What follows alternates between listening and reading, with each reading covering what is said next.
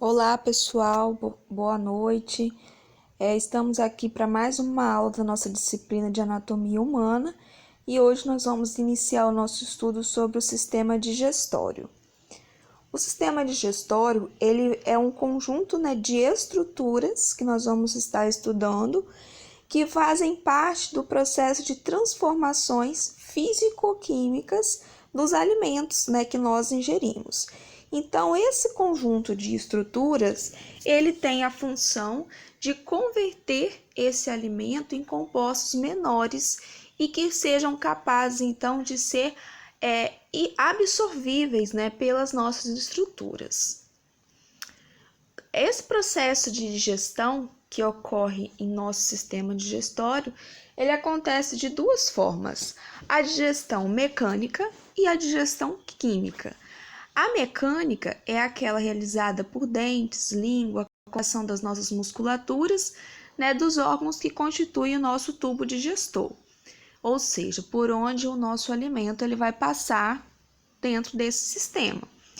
E a digestão química é aquela que vai ser realizada por enzimas secretadas por células, de algumas glândulas que estão presentes pelo nosso tubo digestor e também nós vamos ver por algumas glândulas anexas, ou seja, são glândulas que estão ali liberando algum tipo de enzima para ajudar nesse processo.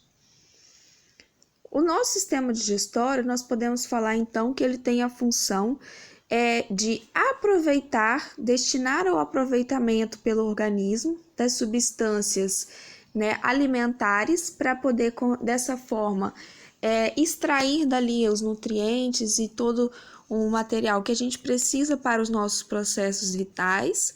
Também ter a transformação mecânica e química dessas macromoléculas, de forma que elas consigam ser absorvidas pelo intestino. Ter o transporte dos alimentos, então, digeridos, como água, sais minerais, para a luz intestinal, para que assim os nossos capilares sanguíneos, eles consigam fazer essa absorção, os capilares sanguíneos lá dos nossos intestinos. E a eliminação dos resíduos alimentares, que foram não digeridos e não absorvidos.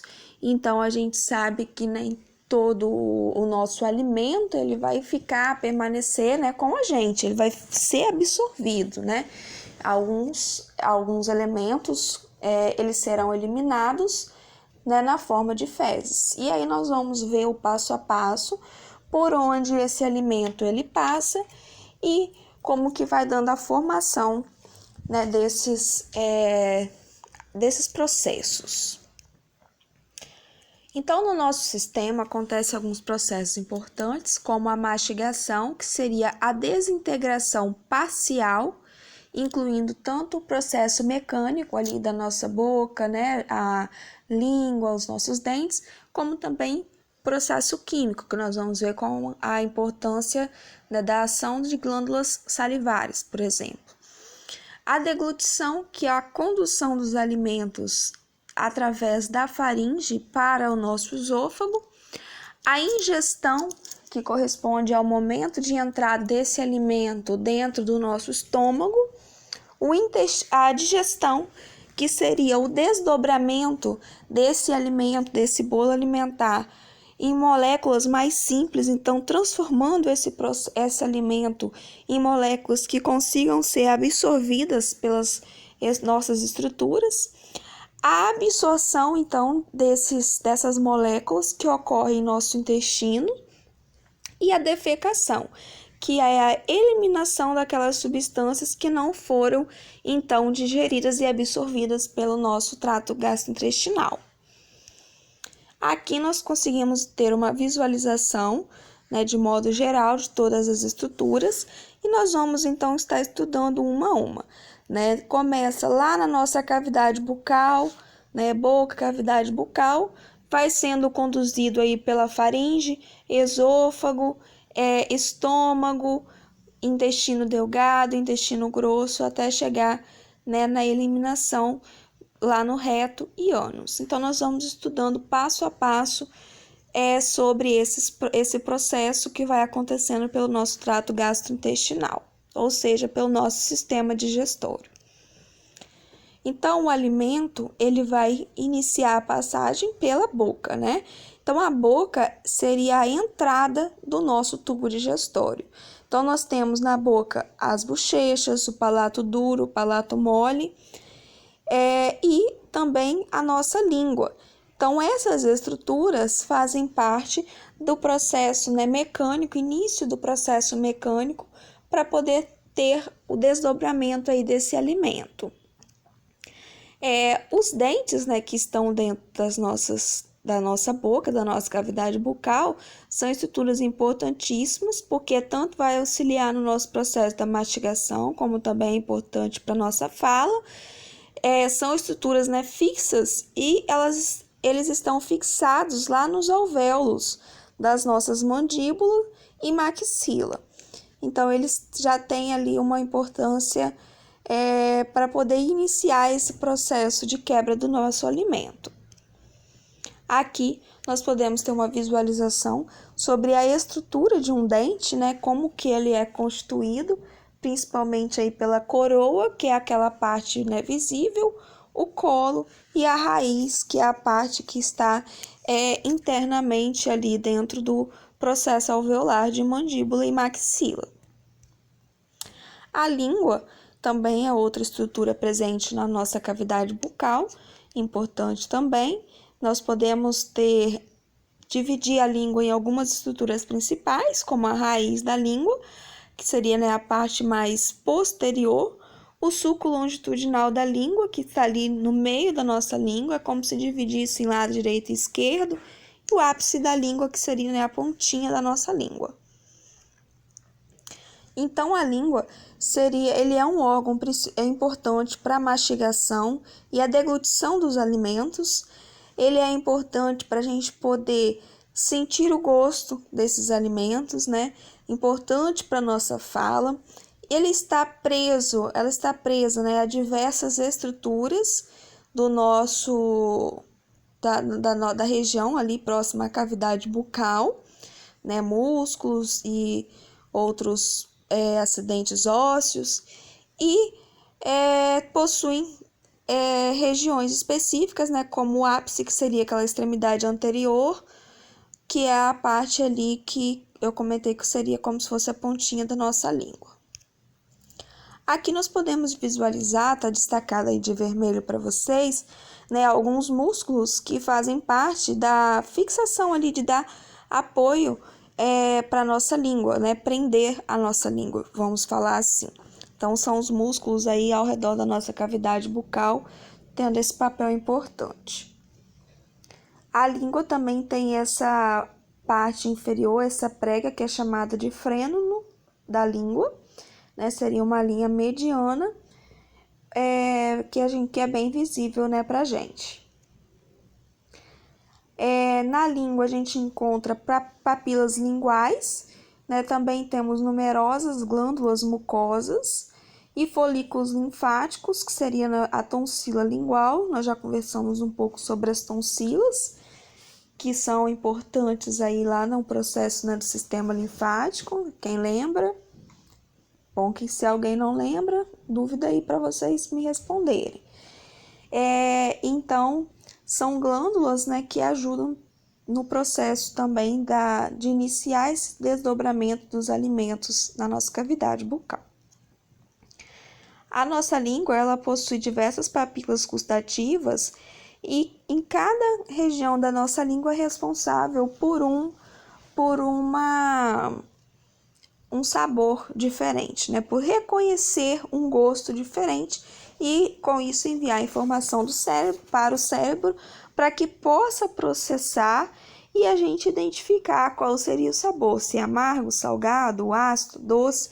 Então, vocês podem visualizar nessa figurinha como que é dividido essa região, esses sabores, né, em 4 regiões aí na nossa língua, onde nós temos, então, podemos sentir, de acordo com cada região, os gostos, né? Por conta de papilas gustativas que estão específicas, né, dentro dessas regiões, para a gente conseguir identificar os diferentes sabores. Outras estruturas importantes para a gente são as glândulas salivares, né? As glândulas salivares, elas são responsáveis, então, por liberar a saliva. E essa substância presente na saliva, né, a amilase salivar ou ptialina, é importante porque digere os amidos, né, e outros polissacarídeos para poder reduzir o tamanho, então, dessas moléculas, né, macromoléculas, já começar então ali na nossa cavidade bucal e transformando aquelas moléculas que estão presentes nos nossos alimentos em moléculas menores.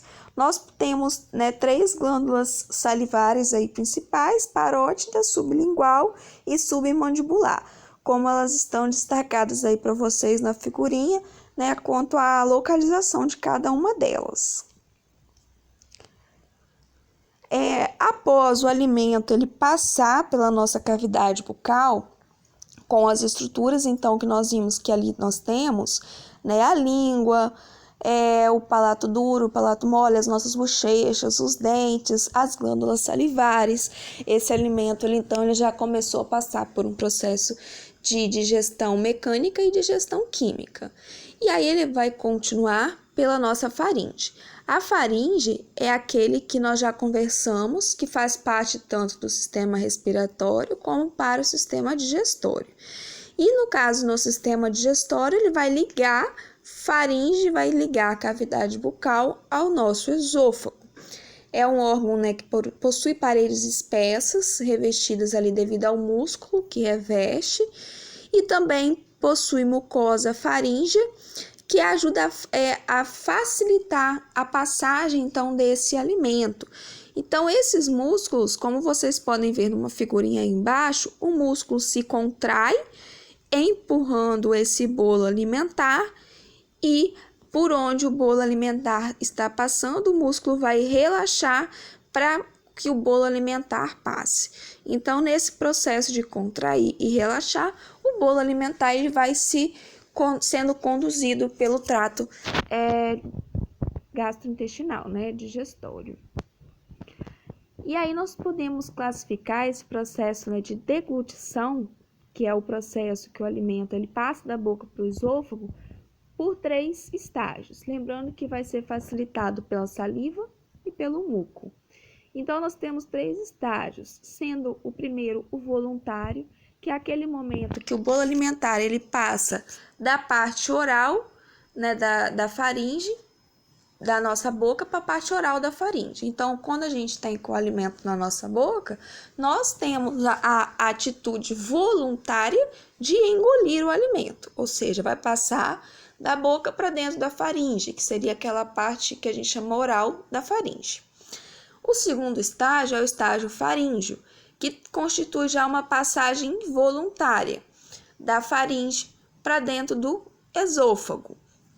Então, essa passagem voluntária é porque os nossos músculos que constituem a parede da faringe são músculos lisos, né? E aí, esse músculo ele tem contração voluntária? Não, ele tem contração involuntária, como vocês já viram nos sistemas muscular. Então, por isso, essa passagem nesse estágio, ela é involuntária. E aí também temos o estágio esofágico, que é a passagem involuntária, então, do esôfago para o estômago. Então, nós temos 3 estágios de deglutição do alimento. Um primeiro voluntário, passando da boca para a parte oral da faringe. O faríngeo, que seria a passagem involuntária pela faringe até o esôfago, e o esofágico do esôfago para o estômago. A faringe, ela está em alguns contatos, né, limites da faringe, né, na parte superior, inferior, anterior, posterior, lateral. Então, a gente já sabe que inferiormente ela é continuada pelo esôfago, superiormente nós temos contato ali com o osso occipital, com o esfenoide. Posteriormente à faringe, temos a coluna vertebral e alguns músculos. Anteriormente, também temos contato com alguns ossos, acidentes ósseos. Né? Lateralmente, também acidentes ósseos, como o processo estiloide e também os músculos. Então, nesse slide, a gente visualiza quais são as estruturas que estão ao redor e em contato com a nossa faringe. Então, a faringe, ela possui 3 regiões, 3 partes. Nós já comentamos sobre essas partes lá em sistema respiratório também, que é a nasofaringe, a orofaringe e a laringofaringe. Aqui nesse slide a gente pode visualizar novamente sobre essas regiões, né? A nasofaringe, então, é aquela região em contato com a parte nasal. A orofaringe é a parte que está em contato com a cavidade oral. E a laringofaringe seria a parte da faringe que está em contato com a laringe, visto que no sistema respiratório, né, após a faringe, ela vai ser continuada pela laringe. E no digestório, ela é continuada pelo esôfago. Então, o esôfago, que é aquele que vai vir após a nossa faringe, ele vai ser a estrutura que fica entre a faringe e o esôfago. É uma estrutura também músculo, fibromúsculo mucoso, né? Então, nós temos ali músculos, nós temos mucosa, que vai ajudar a conduzir esse alimento. Ele atravessa o nosso diafragma por uma estrutura chamada de hiato esofágico. O hiato esofágico é uma abertura que nós temos no nosso diafragma e permite a passagem de algumas estruturas da nossa cavidade torácica para a nossa cavidade abdominal. Uma dessas estruturas que passa pelo hiato esofágico, então, é o nosso esôfago. Ele mede cerca de 25 centímetros de comprimento. Na figurinha aí do lado direito da tela de vocês podem ver aí, então, né, em cinza o diafragma e o esôfago passando, atravessando esse diafragma para poder chegar à cavidade abdominal e se conectar ali à próxima estrutura, que é o nosso estômago. O esôfago, ele vai movimentar o alimento até ele chegar ao nosso estômago pelos movimentos peristálticos. O que seriam os movimentos peristálticos? Me respondam aí. E aí, com isso, então, ele vai chegar ao nosso estômago. Alguns problemas podem acontecer, como é o caso do refluxo gastroesofágico.